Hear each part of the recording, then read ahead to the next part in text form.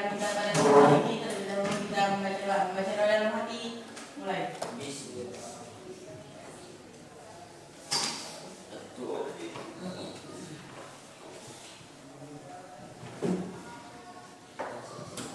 Berdoa. Sebelum pelajaran itu mau absen dulu ya. Ya. Oke. Puspita Dewi Fitri. Iya. Puspita. Maaf ya.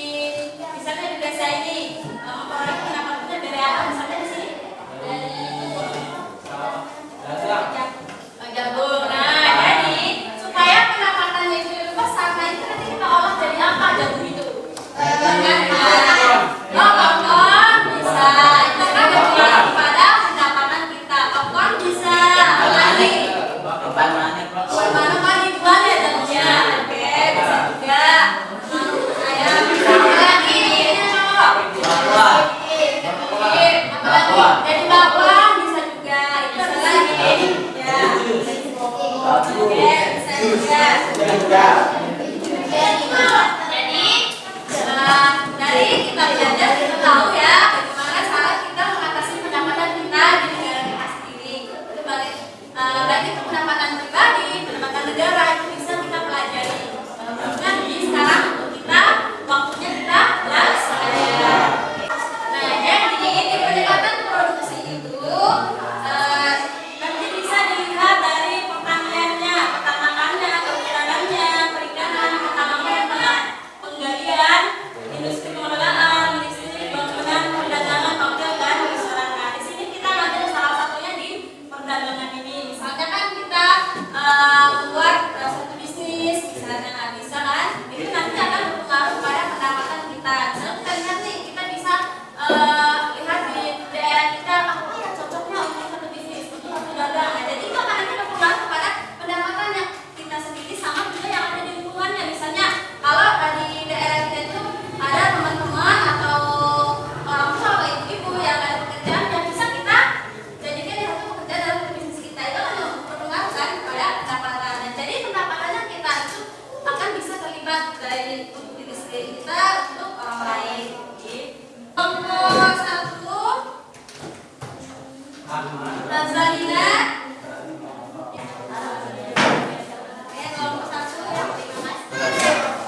Sebelum menjawab pertanyaannya, ada di sana bacaannya. Silakan dibaca dulu, dijawab pertanyaannya nanti dibuatin mind mapping hasil pertanyaan, hasil jawabannya itu nanti dibuatin di sini ya. Yang ini Pak. Ya.